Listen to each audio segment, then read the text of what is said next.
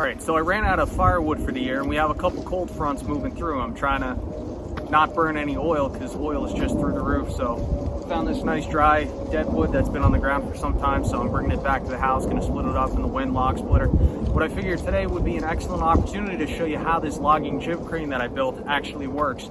Now again, I got this design from Jonathan. His channel is From Steel to Wood. I bring him up all the time, great guy. He was very helpful in helping me design this build. But basically, Harbor Freight winch, I have a remote control around my neck, and this is an articulating jib crane. The swivel mechanism, you can go through my previous videos, but I designed mine so that the whole jib can swivel 360 degrees, which is a little bit different than Jonathan's. It works out really well, so I'll show you basically how it works. So first thing I do, I cut out my pieces to about 16 inches. And from here, just lower down the crane. Most of the time I don't free spool it because I don't really feel like there's a need to. Drop my homemade tongs right over the log. Let the crane go to work.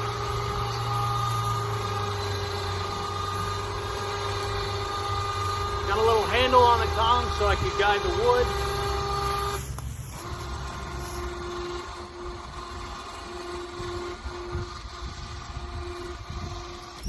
And that's how it works. It works out fantastic. Now I do have two stabilizers on the front of the trailer.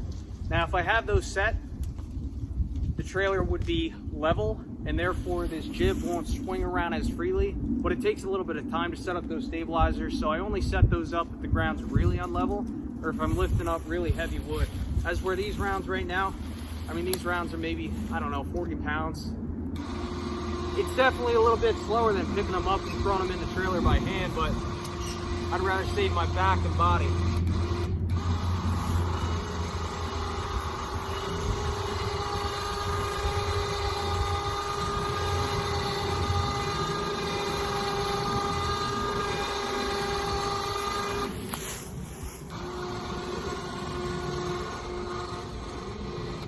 As you can see, this thing's just fantastic.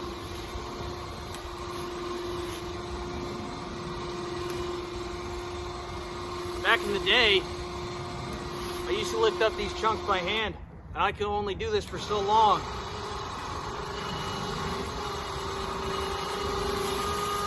But with this system, I can do this all day. Won't even feel it the next day.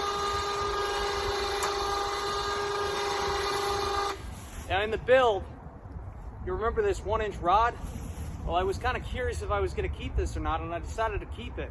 Because I have this 1-inch rod for the pulley up here extending all the way down here, that just helps me to move and articulate the jib. Without this, I'd only be relying on what I can control from the loose cable right here. So having this fixed point that goes up into the jib just helps out a whole lot. So what I could do, because I'm downhill, you know, I could push this jib in, right? And then I pretty much can control the jib from this 1-inch rod, so we can tuck this piece of wood towards the very front of the trailer.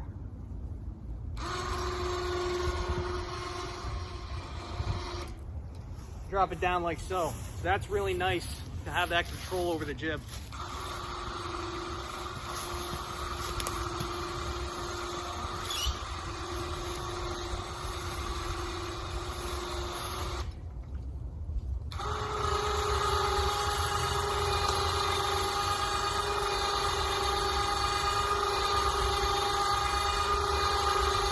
Now every now and then I will have a piece slip out of the tongs because my tong teeth are probably a little bit dull.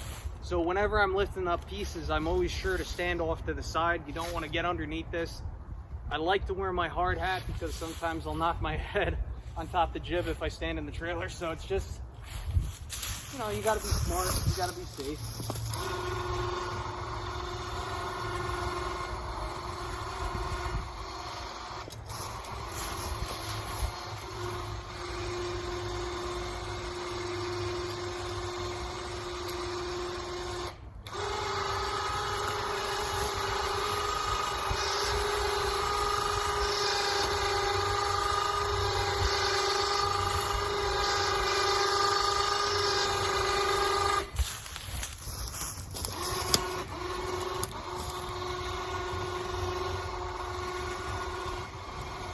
just such a sweet setup, I gotta tell you.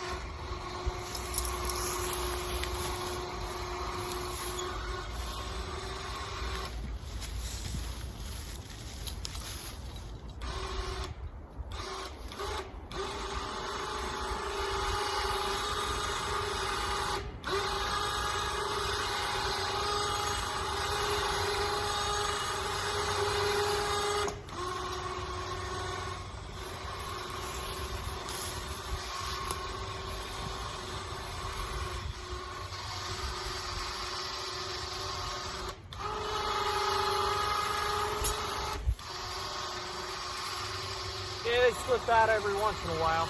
Again, I gotta sharpen the teeth on these prongs.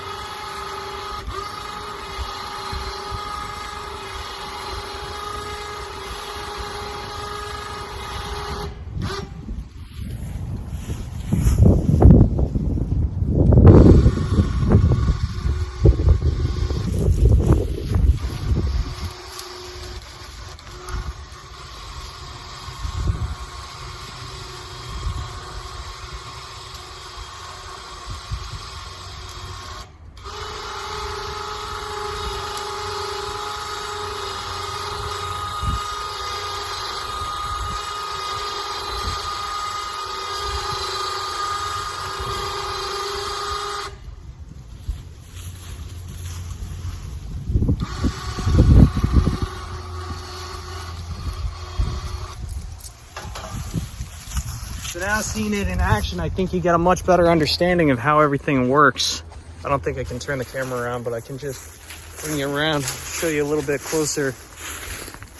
So there's the jib. I installed a little LED light on there. There's the stabilizers that I was talking about. Now for the battery, I use just an RV deep cycle battery. It's actually the same battery well, this is the battery out of my dump trailer. So it kind of stinks. I got to switch them back and forth, but I don't know. Maybe one of these days I'll just spend the money on buying a second battery. But that battery, it'll last all day. At the end of the day, I just throw a little trickle charger on there, charges back up. That battery also powers the light. So if we go around to the other side here, there's my little light switch. I capped off this enclosure so no water were to get, or well, no water's gonna get inside to those electrical connections. I did install grease fittings when I built this. There's a grease fitting there, grease fitting there. And here's the power horse. This little Craftsman LT 2000 lawnmower. I got the mower deck off right now. Gives it a little bit more ground clearance. Figure when the spring comes around, I'll have to throw the mower deck back on there and I won't be able to come into the woods as much. But let me tell you, this little thing's a beast. I'm surprised I haven't burnt out the clutches yet, but I got a set of chains on there. And really a lot of this is just positioning the weight properly on this jib trailer. So basically, if I put too much weight behind the rear, I don't get any traction. If I put too much weight on the front of this trailer, then I run the risk of overloading the front axle of the tractor. So, you know, you just got to be smart about it, depending on what type of wood you're loading up into the trailer too. If you're loading really heavy wood, obviously you're not going to take as much. But, you know, if you're taking dry, lighter wood, you can obviously stack it higher. But this is the logging jib crane trailer.